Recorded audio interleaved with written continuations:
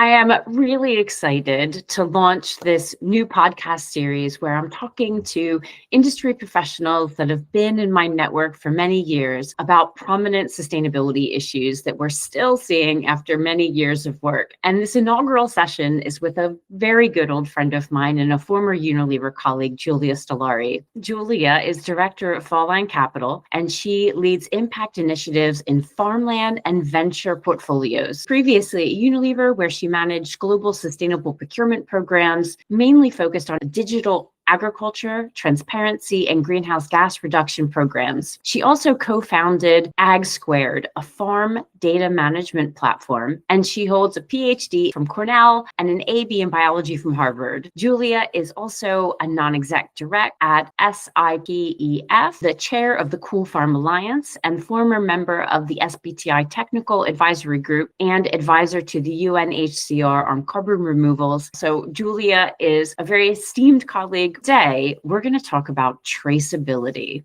Hi, Courtney. So great to be here with you. I was reflecting back on it being 10 years since we first started working together at Unilever, working on traceability. I'm really excited for this conversation today because I think the topic of traceability and transparency has evolved so much over the past 10 years. You're right. The conversation has been going on for more than 10 years. At the time, I was coming from my startup, and we had created a management platform with the goal of helping producers understand their operational metrics, their cost of production, but also the sustainability. And the thinking there was that if you had all that data at the beginning of the value chain, surely it would add value in the later stages. And I think that's when you and I really first connected, and we started to put our heads together and try to figure out what this would mean for Unilever and how we were going to make it happen, right? Before I joined Unilever, I was with Tesco, and I was working with their upstream supply chain, farmer level, producer level around sustainable sourcing as well. So we had this kind of agricultural background in common. We had a different perspective than a lot of the other Unilever colleagues at the time. A lot of the traceability and transparency requirement was coming from the brand teams who were interested more in transparency and less in that hard traceability. I totally agree. I mean, we were had been previously working in our own capacities before Unilever at opposite ends of the chain. You were on the downstream at Tesco. I was working on the upstream on management software for farms. And really the manufacturing companies have a unique place. They seem like the place where a lot of data would be aggregated, but I think our experience showed that that wasn't really the case necessarily. And I don't think a lot has changed. So a couple stats to round off the conversation before we dive in. End-to-end traceability in the food supply chain is really rare. Most companies may track their immediate tier 1 suppliers, but much fewer have robust systems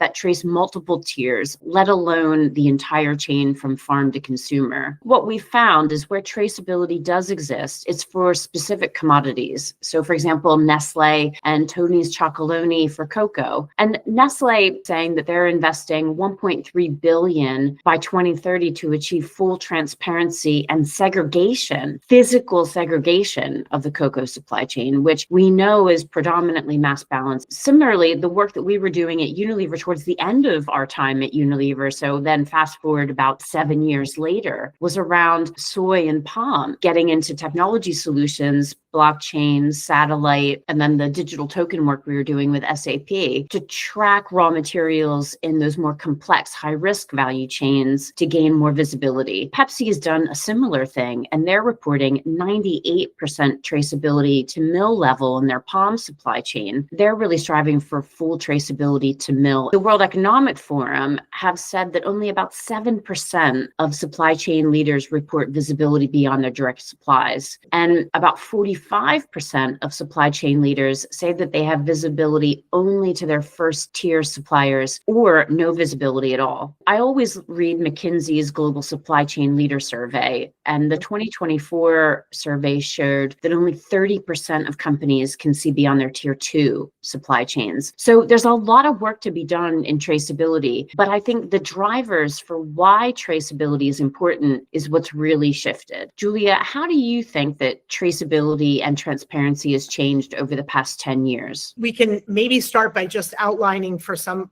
folks in the audience supply chain tiers, right? So a tier one supplier is the supplier who delivers the goods to the manufacturer. The tier two supplier delivers the goods to the tier one supplier, who then delivers it to the manufacturer, and so on and so forth. And the reason that the agri-value chains have this complex structure is because, of course, these commodities that are produced on farms, they move. You'll have wheat that's grown in many parts of the world, and the companies that trade in wheat and move the wheat from place to place are able to optimize and sometimes improve their margin or take arbitrage on the ability to find those pockets where there's demand but short supply, or where they're long on supply and therefore can take a price advantage on that. And so this is really reflected then in some of the complexity that companies like Unilever and other manufacturers have to deal with when the commodities reach their doorsteps. So when I think about what has changed, because that complexity, let's be honest, that's not gone away, but I don't think it's going away anytime soon. That relationship between trader and importer is really interesting. We still see those dynamics being led by continued commoditization of raw material supply chains, also exacerbated by climate change. So to go back to your question of what's changed, well, the US had drafted legislation and implemented Food Safety Modernization Act, which would have required digitization of data that companies hold to enable very rapid traceability. That's obviously a huge driver, and that speaks directly to your point, Courtney, about why need it. Well, food safety is super important, and you need traceability in order to understand if there's a problem in the value chain or in your manufacturing or upstream that carries into your manufacturing. How do you then deal with that problem? From what I see now, and how the conversation has evolved, clients that I work with, it's all about risks. Part of it's about responding to legislation, EUDR, deforestation free, and some of the more social ramifications around raw material supplies. There's a lot of reporting requirements, so that request for data along the value chain is heightened and more specific. There needs to be more clear and crisp audit trails and direct data flow around those goods and the movement of those goods throughout the value chain. Yeah. So, if we jump forward to solutions, how do you bridge the gap between what companies know and the risks that they have to manage, and the systems that you described, that better visibility of data, interconnections between actors in the value chain? That's 100% needed. But even though that's not physical infrastructure, it's not kit, it's not pumps and tanks, and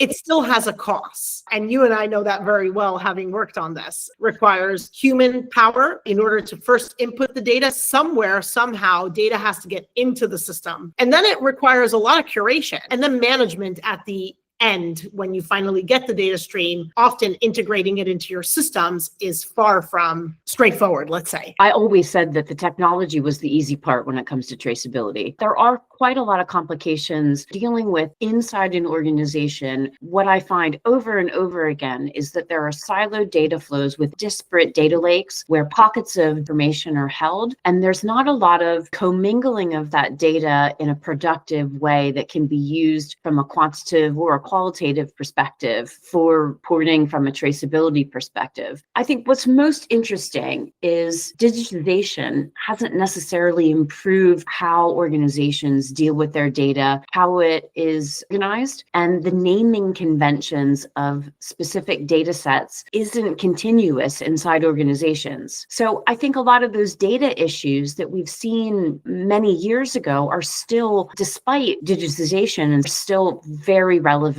today. Another thing that's been a perennial issue is poor data quality and how that data flows throughout the tiers, especially mid-tier when you get to trader to importer, where the data visibility tends to fall down. Definitely. So just reflecting on what you said a little bit ago that really caught my ear, you're saying digitization doesn't necessarily solve the problem. And you're right, because if you digitize without interconnecting and creating harmony between data sets and making sure that the data has the right parameters so it can be matched and flowed, then replicated the silos that exist, except in digital form. I'm curious on that point. You advised your clients in the past. I mean, you've done a lot of client advising work. I don't know if there's anything you can share from that side. The advice and guidance that I've given is very similar across different client organizations. And also when I was at Unilever as well, is, first you have to understand the data. What data do you have? Where's it held currently? Is it good quality? Where are the gaps in information? And then really critically understand what level of transparency or traceability do you need in which specific commodities? How are those supply chains organized? For example, is it mass balance? Is it physically segregated supply, book and claim? What kind of traceability or transparency is feasible? How do you start to build the business case around driving the change on the ground at farm level to get that data flowing at the right quality level? Most organizations have a lot of the technology they need to do that first layer of data management. Where additional solutions are required is when you need to start linking disparate data sets throughout the value chain where there's not the level of transparency that you need. And that's where, for example, we needed to engage with Green Token, where we couldn't get that traceability back to farm level, but only at cooperative level. So then you can start to use tokens to kind of digitally segregate supply so that you can confidently say that a percentage of that supply is sustainably sourced. A percentage can be traced back to a certain state or region. That's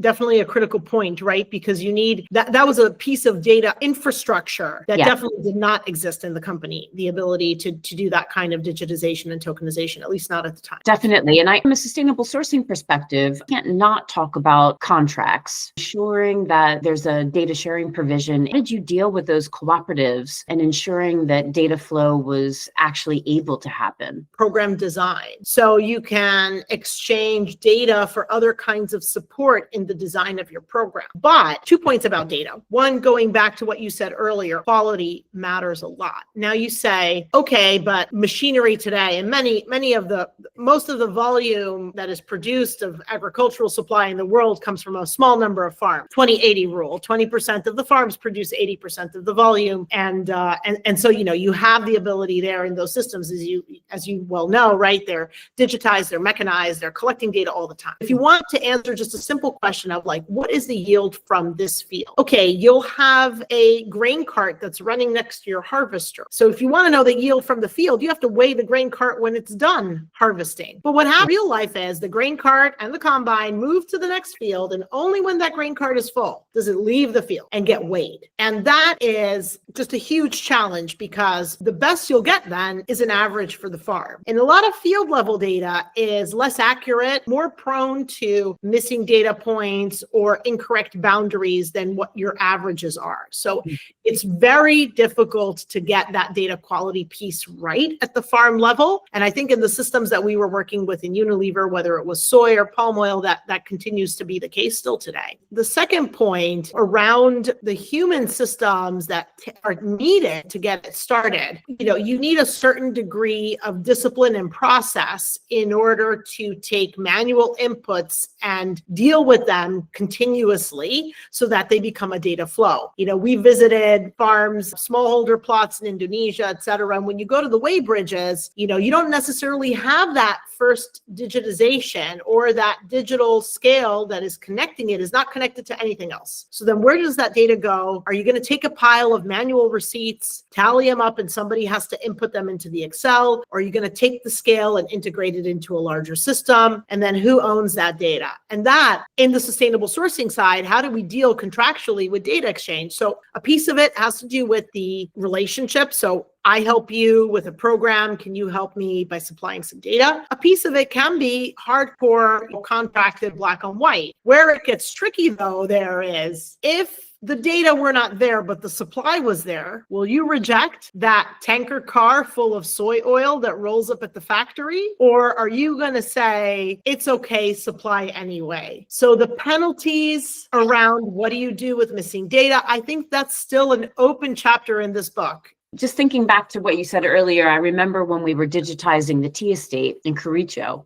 And we started introducing scales. And, you start to have these conversations around how do you ensure connectivity so that the scales can reliably relay data in near real time, or at least at the end of the day. And I think connectivity is still a big issue. And so I think that there's a lot of, combination of hardware and software, but then also just cultural change that needs to happen. So one of the things that I wanted to get to, and I think it's really important because we see all these policies which are really sticky. So markets are starting to organize around these policies. So a question that I get a lot is it worth the financial business case to physically segregate supply? What do you think about that? Well, that all depends on the claims you want to make and or the regulatory pressure that is being applied. Well, let's park the claims piece for a second. On regulatory pressure, you mentioned EUDR. That's the EU deforestation regulation. It's supposed to be coming into force. I think now it's been postponed again to sometime next year. But already many companies have organized their supply chain around it. And in fact, some are even becoming vocal, wanting to see it implemented because they have some costs in it. And,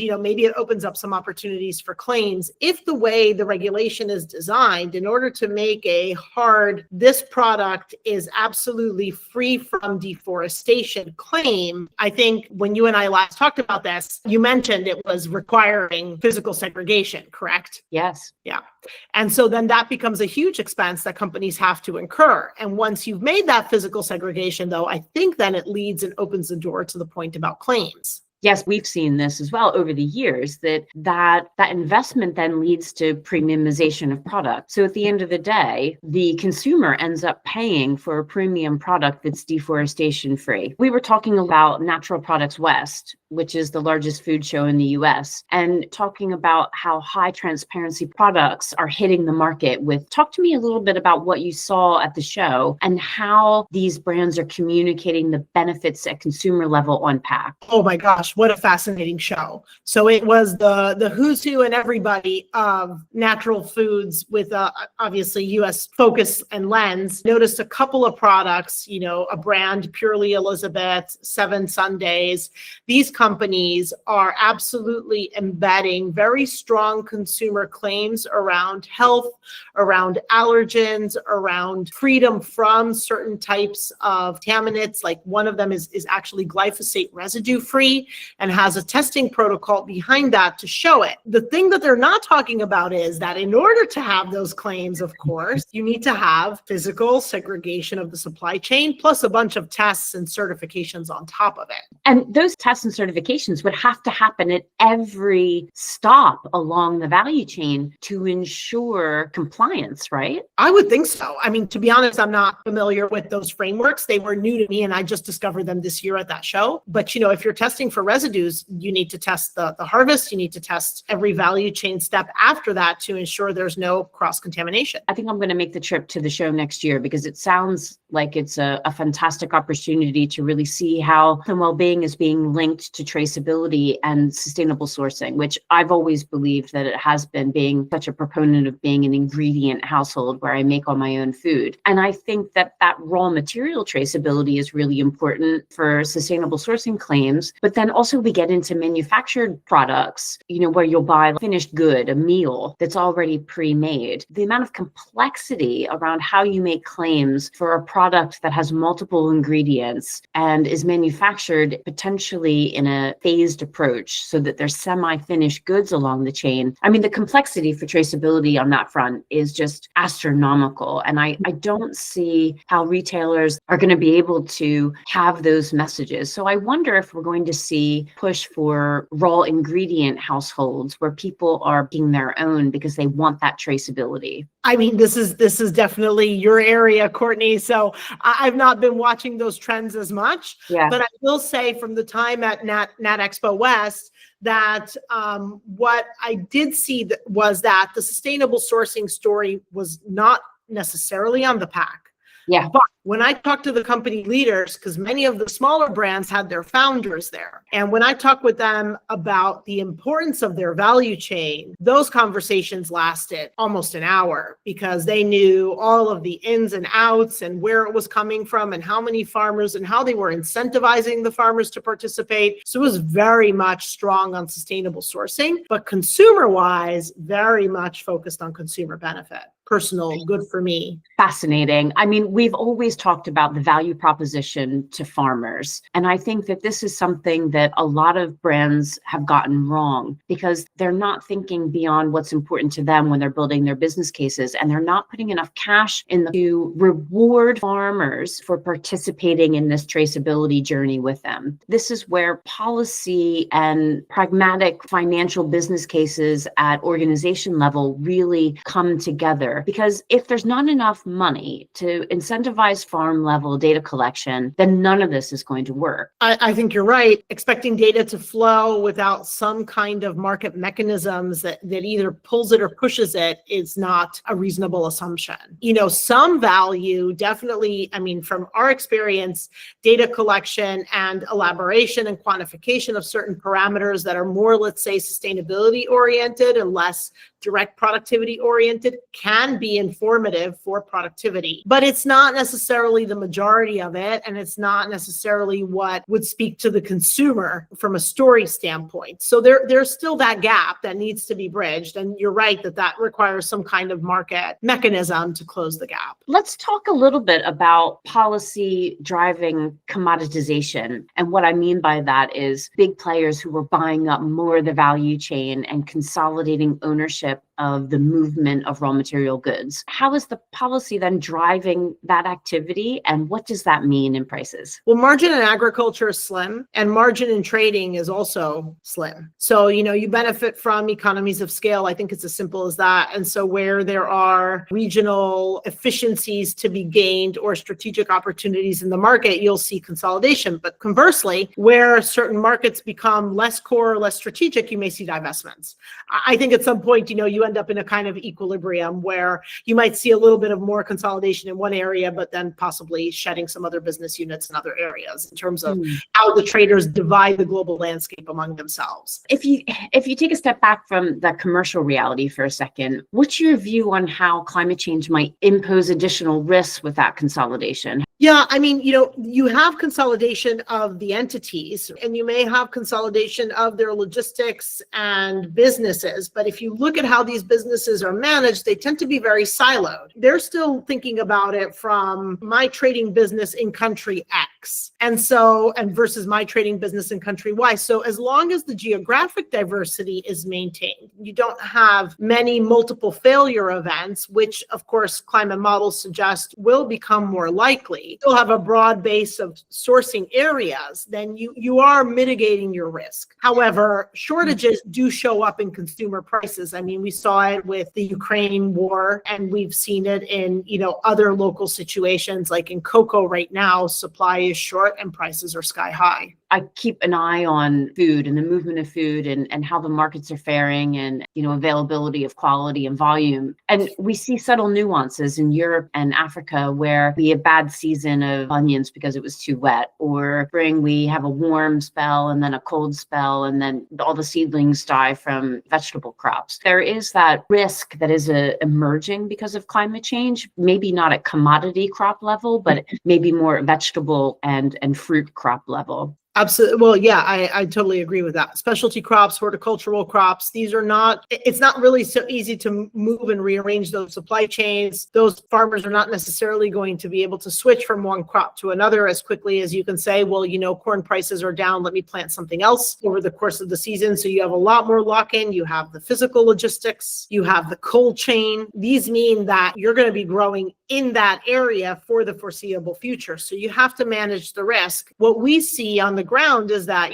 that kind of management comes from variety selection, improving management techniques to decrease the risk of fruit damage when there's a frost, irrigation, obviously, to manage drought, and so on and so forth. We're starting to see too here in the UK and also some of the European supply chains where I work, there's a big investment in soil. Farmers are starting to understand that better quality soil leads to better quality yields. It's taken a while for them to invest back into soil in the way that we're starting to see now. So I'm hoping that, sustainable agriculture, let's call it regenerative agriculture, starts to evolve as a way to combat climate change. But I think in order to pay for some of that, we need to have enough traceability and transparency and data sharing so that there's consumer-facing message around why this, vegetable might be more nutritious.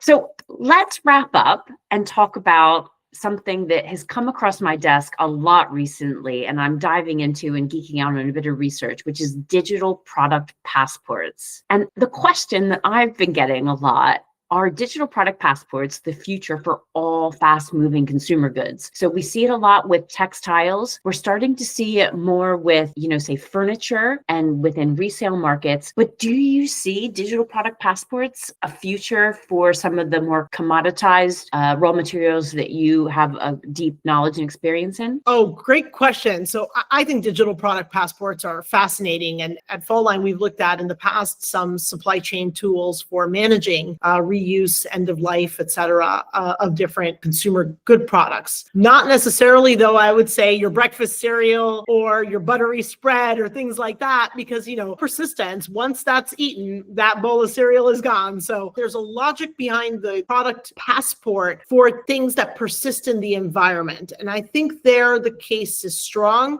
You can apply extended producer responsibility, EPR, and I think it has the potential to make a meaningful impact in terms of waste and promoting reuse, recyclability, repairability, and so on. When it comes to consumer goods, and by that I mean processed foods, your basic everyday staples, let's say, I feel like that product passport comes with that premium product that you were describing before. When we get to that premium product, then you have the consumer who's quite demanding and really wants to know what is better about it and why it's better for them. A digital product passport's a great way to show it, but it needs to be backed up with good data. Final last words. How do we wrap up this really exciting conversation about traceability and transparency?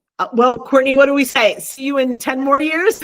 Just to wrap up, keep an eye on what's happening from a regulatory, not just environmental regulation, but also food safety. As you pointed out, huge lever for traceability, product passports, and extended producer responsibility. What will that bring? And then, the pressure around supply chain visibility and stability of raw material supply may unlock traceability in the future. I say it's still a chapter to be written. So let's see what happens. I agree completely. I think that it is an evolving but very exciting space. And I always enjoy, especially from a technical perspective, unpacking what solutions are needed in order to get the amount of visibility into the supply chain that the consumers are demanding. So I think that consumer-facing perspective is really interesting and certainly an evolving opportunity for brands to differentiate and for them to have more margin going back to farm so that we can start to invest more in sustainable practices too. Excellent. As always, lovely to see you again, and I can't wait to come and see you in Italy this summer. We are very much so looking forward to it. Thank you so much, Courtney. It was a pleasure chatting.